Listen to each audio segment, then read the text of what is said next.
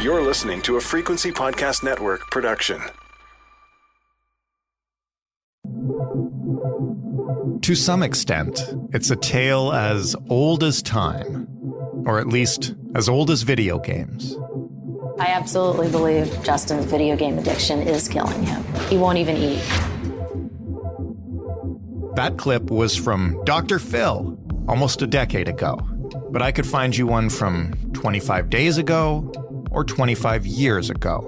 Gaming addiction has been used as a specter to turn worried parents against the medium, of course. But it also exists, and it's been studied and examined by behavioral scientists. This is not a figment of anyone's imagination. It's something that happens to a small number of people, as it does with many behaviors. Here, though, is what makes it different. As quickly as we study gaming addiction, the games themselves change. The technology and design of video games has been evolving rapidly and continuously since the 1980s.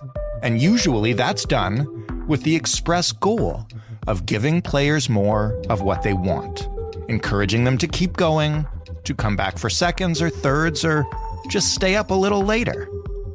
If you've ever played video games, you know that feeling. And recently, as gaming has moved from a solitary pastime to a connected one, a social aspect has emerged in this as well. Combine all that, and you get stories of parents losing their children to games like Fortnite. So what exactly is gaming addiction? The actual habit itself, not the specter. How have games evolved to become so much more compelling? How far have we come, and what have designers learned about what makes us stay on the controller? And if gaming addiction is real, how do we recognize and treat it?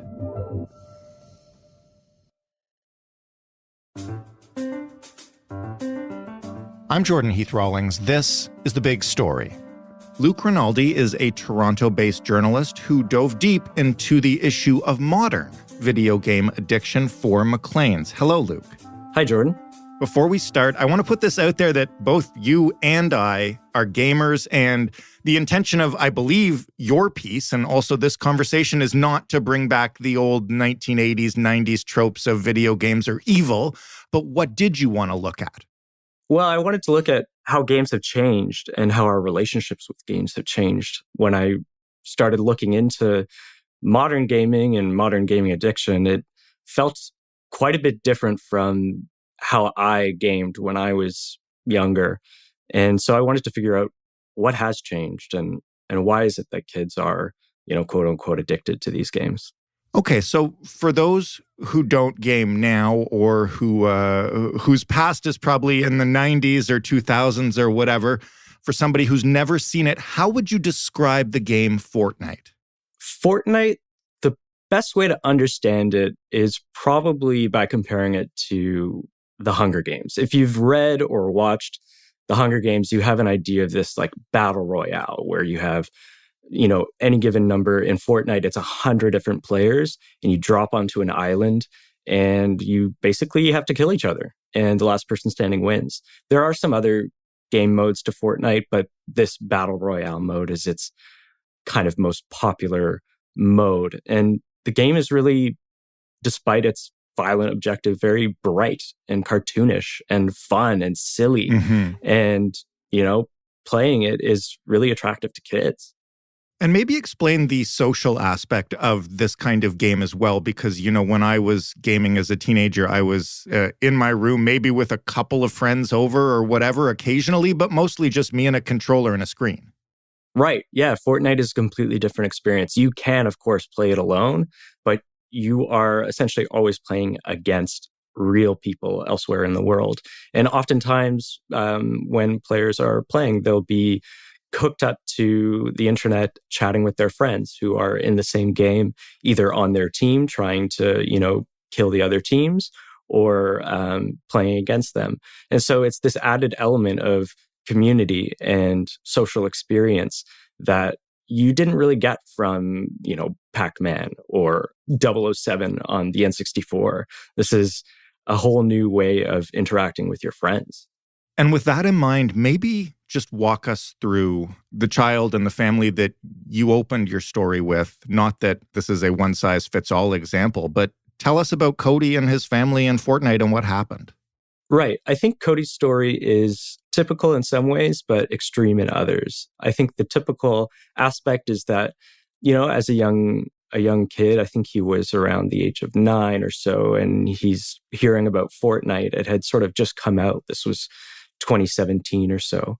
He wanted to play, and he told his mom, I want to play. And she said, I don't know, this seems a bit too violent. You're too young. But he kept at it, and he said, please, please, please. And eventually for his birthday, he got an Xbox and started playing Fortnite. He could download it for free. And for a while, it went fine. He was playing with his friends. His mom didn't mind it so much. She could set rules around how often he played and how long. And that went okay. During COVID, like for many gamers, I think gaming was something that you could do that, didn't put anyone at risk. And so people spent more time gaming. Mm-hmm. And that was certainly true of Cody. The point at which it really became a problem was when in-person classes opened back up and he returned to school and he started asking his friends, what games are you playing? What's your username? You want to play together tonight? And so he would come home and he'd say, Mom, I made some friends. I want to play Fortnite with them. And she said, well, it's not a gaming night. He started screaming and crying and begging to play. And, his mom was pretty firm. But this kind of war went on for months where she would try to maintain some kind of healthy balance between gaming and outdoor activities and classes and family time. And Cody just said, I just want to game. Just let me game. And tell me about the response. You describe it as like screaming and crying. In the piece, there are some examples of pretty extreme behavior.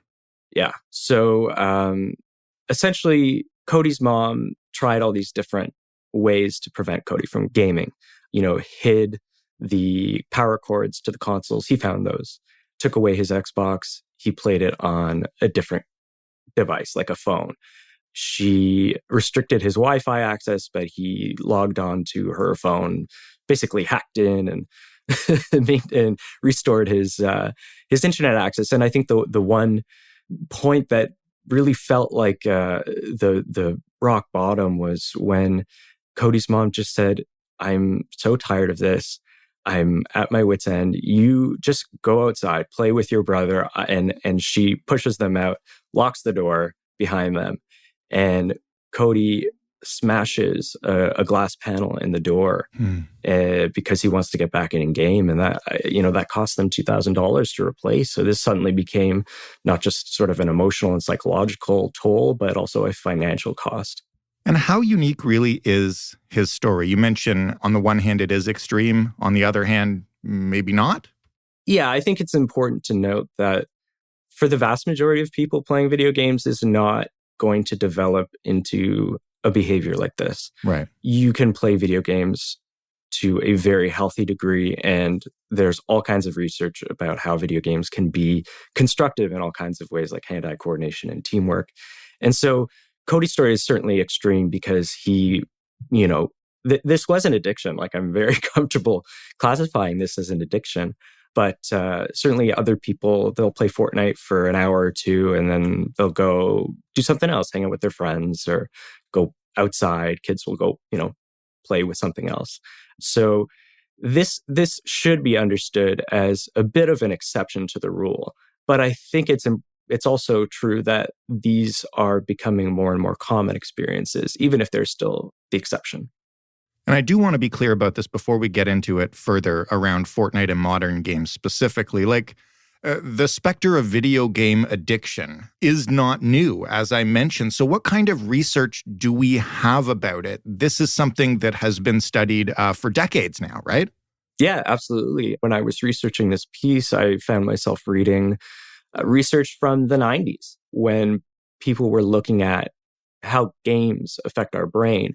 And to sort of understand gaming as an addictive behavior, it's helpful to understand what they do to our dopamine levels in our brain. Dopamine is this neuromodulator that is sort of associated with our mood and excitement and how good we feel. And we get bursts of dopamine when we do something that's exciting or stimulating.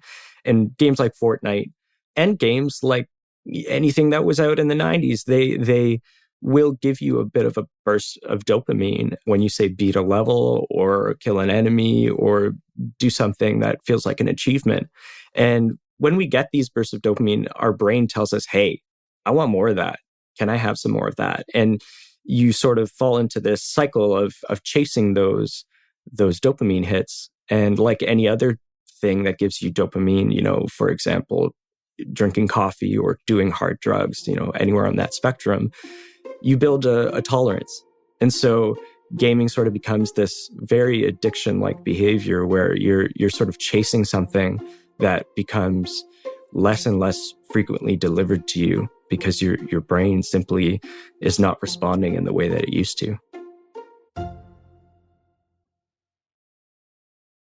If this is something that's been studied since the 90s, what's different now than it was back then? And I guess how hard is it to study the impact of something on us that is kind of constantly a moving target, right? Like video games evolve it takes less than a decade for a whole new system, genre, console advances in technology and connectivity and all that to happen. Yeah, you have it exactly right. Video games are evolving at an extremely rapid pace. And I think that's what's changed, is that when some of this research started, games were pretty primitive. They were sort of, I don't know, goofy looking. The graphics were sort of bad. I remember these days and I thought the graphics were amazing, but if you compare them to what we have today, it's sort of laughable. Mm-hmm. And so that's one part that's developed. But the other part that's developed is games are everywhere now. It's not just like, oh, you go out and buy a video game console. You can play games on your phone. You can play games on your computer. It's truly accessible. And a lot of them are free now. And we can probably get into this later, but you don't spend any money to play the game like Fortnite, but you do have an opportunity to spend money in the game. And so I think it's all of those factors sort of coming together that makes it easier for people, especially kids, to play games and easier for them to get sucked in because these games are more advanced. They offer more. And one thing that came up again and again is that a lot of modern games don't have an end point. Games used to be like, oh, you play for a certain amount of time, you beat the final boss, and then that's it. Like, you don't really have any more fun by playing it over and over again. Now, with a game like Fortnite, where you can play another battle royale as soon as you finish your last one, and there's no end to, the weapons you can unlock and the costumes you can get for your character, there's no natural point at which a kid will say, okay, I'm done, I'm bored. Right. Let's talk about that and talk about Fortnite specifically, since we're about to get into some legal stuff surrounding it. For those who don't play, first of all, give us a sense of how many people play this game. And also, you just touched on it a little bit, but the way the game is designed to not let you go. Yeah. The estimate, and I think Epic Games actually provided this, so we can count it as quite reliable, is that 500 million users are on Fortnite. Wow. I mean, we can say, well, maybe there's people with multiple accounts or whatever, but I think however you interpret that number, the bottom line is that it's huge. Like, there's a huge number of people who are playing and have played Fortnite all over the world. When you're in the game, there are constant updates. There are constantly new things coming. They have a format called seasons where, for 10 weeks, the map, the island that you're playing on will look a certain way, and there will be a certain sort of underlying plot as to what's going on in the world. And then 10 weeks pass, and then there's a new season. Suddenly there's new areas to explore, there's new guns to use, there's new costumes to wear. And so if you are the kind of person who is enjoying yourself in this game, there is endless opportunity to keep playing because, you enjoy the lore, you enjoy the experience of being in this world. Especially if your friends are invested in it, you can talk about it with them and sort of build up the hype. And so there's no point at which you might say to yourself, there's nothing left for me to explore here. Let's talk about the liability now, because this is, again, not something super novel, but I think in a different way than we've seen before. And maybe I'm getting ahead of myself. Can you explain what a group of Canadian parents is doing right now? So there are 4 families in Canada, 3 of them in Quebec and 1 of them in British Columbia, and they've lodged these separate class action lawsuits against Epic Games, the video game developer that creates Fortnite. And the reason they've done that is because they found themselves in a situation kind of like Cody's family, where the parents are sort of at their wits' end.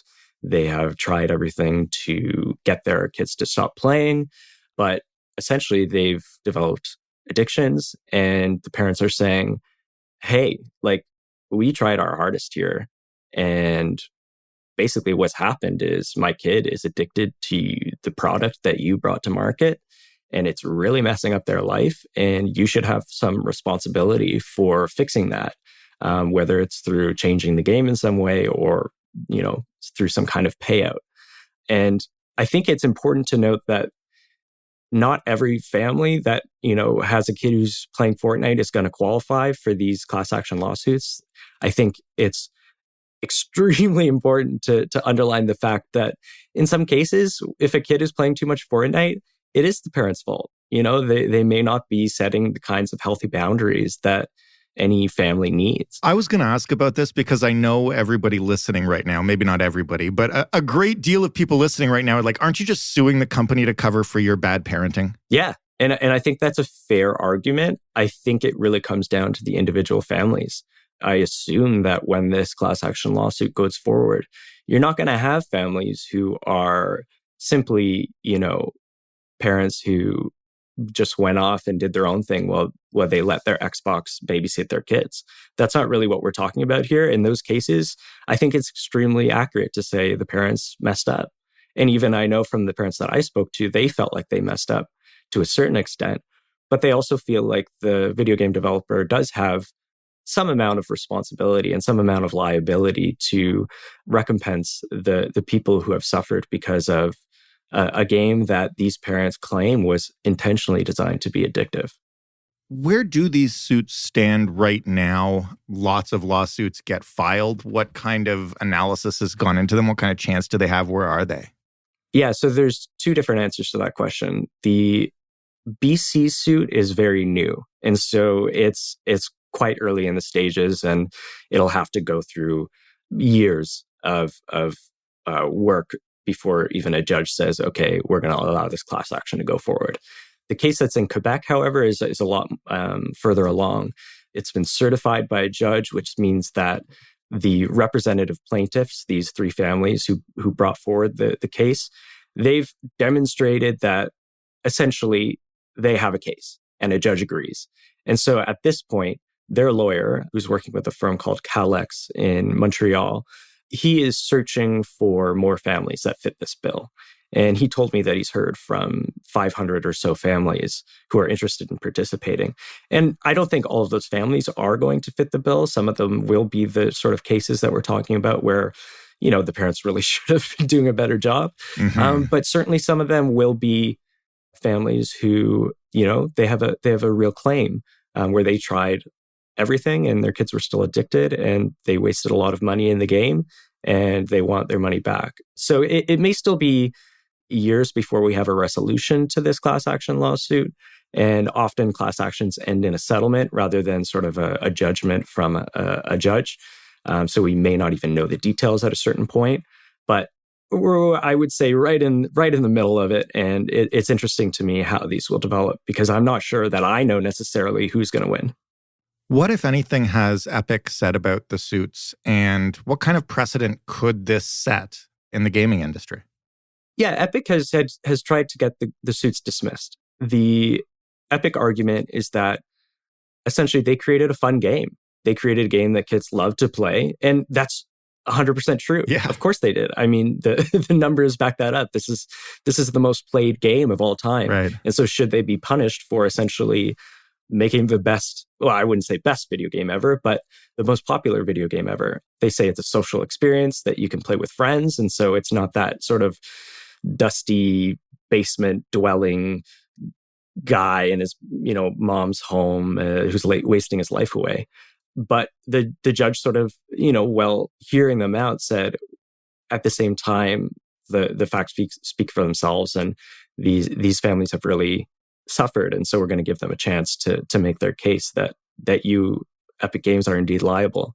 And if these parents win, even if they settle, I think it sets a pretty monumental precedent, because there are all kinds of suits where someone is held a company liable. For example, if you're in a car crash and the airbag doesn't deploy and you get hurt, you can hold that company that made that airbag liable for whatever injuries you sustain.